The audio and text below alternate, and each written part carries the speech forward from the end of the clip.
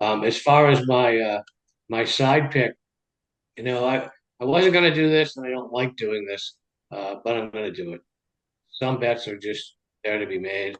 I'm going to take the Broncos, and no, I don't love laying a lot of points, but I was 110% right about what we'd see out of the Bengals last week, and I didn't see it playing out quite that badly. But I'm just kind of afraid for them. The Denver defense is going to make things any better for them, and while that defense hasn't maybe been as perhaps as dominant as some people expected, the first game they held the Titans to 2.4 YPP, and then they played the Colts and Chargers, two very good offenses, and still ranked top 10 in yards per play. They're number two in the red zone, number one in TDs not allowed per game, and they get Jake Browning. I mean, I could argue the argument for Cincinnati is they got the Eagles coming up next on short rest. I think Thursday night, but it's a primetime game at home in Denver, something that hasn't been a thing there for a while, and I think the crowd is going to be a big deal. Do I think a touchdown is warranted, especially in a game with a total of 44 and dropping? No, I do not. But I think that's indicative of how many points the Bengals aren't going to score. I mean, the fact that Denver's now 1-2 and every chance to be 3-0, I mean, there can't be a flat spot for them. They're 1-2.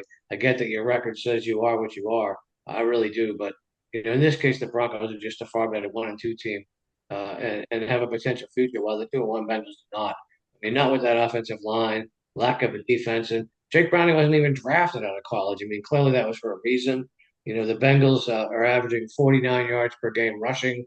That is, if there was a 33rd, they would be it. That's how low it is, relative. I think, forget it's even second is like 65. I think it's the Steelers, but I mean, 49 is like, you know, shouldn't even be ranked. It's so embarrassing.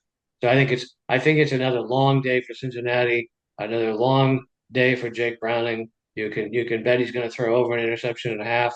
If that game does stay under, it'll be 37-3 Denver. So I like the Broncos in spite of the short rest coming up playing the Eagles Thursday.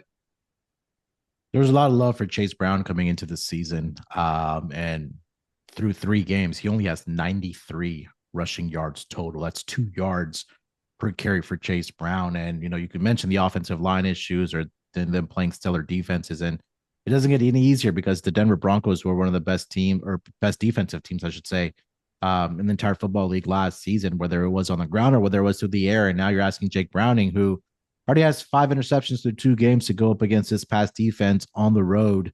I believe in prime time. Yeah, I believe this is a Monday Night Football game. So, um, Sleepy, any thoughts on the Broncos this week against the Bengals? I was going to say your Bengals, but the 7.5. Uh, I'm not really ready to sell my stock here on the Bengals as of just yet. They played terrible, and then let's not, try to sugarcoat it. Browning hasn't looked good. You can't turn the ball over the way that they turn the ball over. You can't let your defense go out there and play the way, that they've been playing and expect to go into Denver, which is going to be an extremely tough place for them to go into and go ahead and win this game. The only reason I wouldn't take Denver here is because I'm not a fan of laying 7.5s and 3.5s in contests. That's just not me. I would much rather pick a dead number game. I feel like there's at least a little bit more value in those numbers. If I had to take, a pick here, I would probably just take the Bengals just because it is 7.5. So I won't do that because I mean, they still have to, they got to go out there and they got to show me something.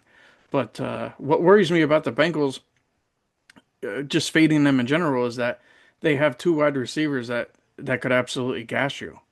They're excellent. So if the Broncos defense isn't exactly, up to snuff right now, they could get exposed, and it just makes me a little bit scared of the 7.5 points. And I don't think Browning will play as bad as at some point you got to kind of shake the cobwebs out and kind of, shake the rust off and the stink. And I think that he did that last week, and I'm pretty sure that, that this Bengals team is probably looking at him now because he's the guy that's going to have to carry them. Like, there's no backup to him, that's going to bring this team any further than where they're at right now. But I think that they're looking at him being like, you got to straighten this out, dude, quick. Our season's going to basically, it's on your shoulders right now. And if all goes bad, then the finger is going to be pointed at him, and it's probably going to be pointed at Joe Burrow just because he's, had a lot of injuries. So, um, interesting game, but yeah, I don't want any part of the 7.5 with Denver.